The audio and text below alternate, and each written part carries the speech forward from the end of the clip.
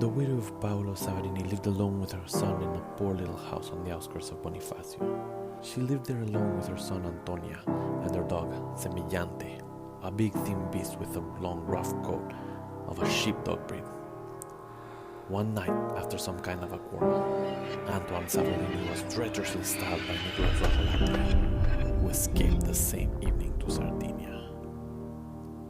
When the old mother received the body of her child, which the neighbors had brought back to her, she did not cry, but she stayed there for a long time, motionless, watching him. Then, stretching her wrinkled hand over his body, she promised him a vendetta.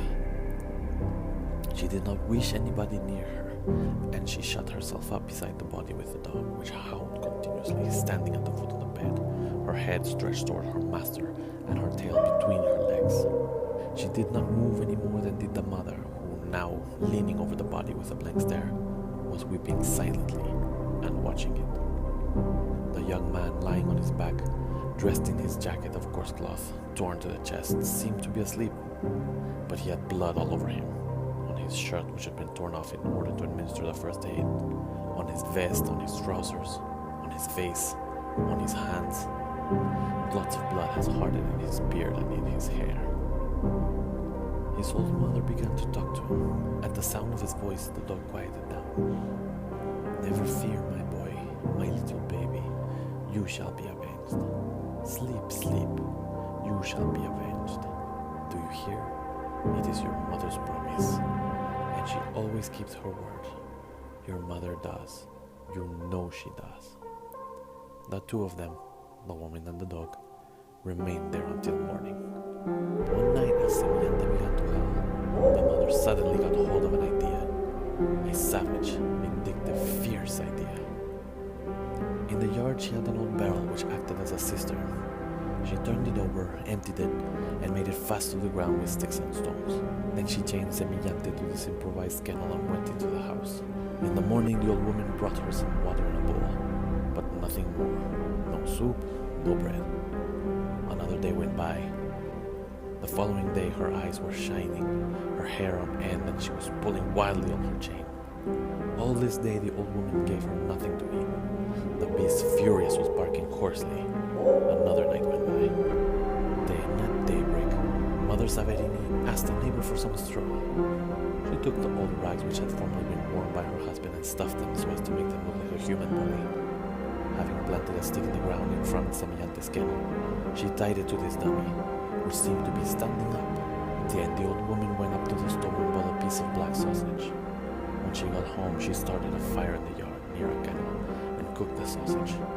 Semillante, frantic, was jumping about, frothing at the mouth, her eyes fixed on the food, the odor of which went right to her stomach. Then the mother made out of smoking sausage a necktie for the dummy. She tied it very tight around the neck with a string, and when she had finished, she untied the dog. With one leap, the beast jumped at the dummy's throat, and with her paws on its shoulders, she began to tear it up. She would fall back on a piece of food in her mouth, then would jump again, sinking her fangs into the string, and snatching a few pieces of meat, she would fall back again, and once more spring forward. She was tearing up the face with her teeth, and the whole neck was in tatters. The old woman, motionless and silent, was watching eagerly. Then she chained the beast up again, made her fast for 2 more days, and began this strange performance again. For 3 months she accustomed her to this battle, to the meal conquered by a fight. She had taught her to tear him up and to devour him without even leaving any traces in her throat. When she thought that the proper time had come, she struck a bargain with a Sardinian fisherman who carried her and her dog to the other side of the straits. In the bag she had a large piece of sausage.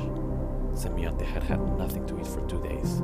The old woman kept letting her smell the food and whetting her appetite. She went to the baker's shop and asked for Nicolas Ravolati. He had taken up his old trade, that of a carpenter. He was working alone in the back of his store. The old woman opened the door and called, "Hello, Nicolas." He turned around. Then releasing her dog, she cried, "Go, go! Eat him up! Eat him up!"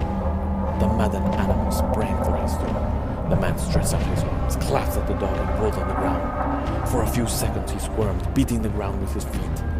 Then he stopped moving while Semillante dug her fangs into his throat and tore it to ribbons. Two neighbors seated before the door remembered perfectly having seen an old beggar come out with a thin black dog, which was eating something that his master was giving him. At nightfall, the old woman was home again.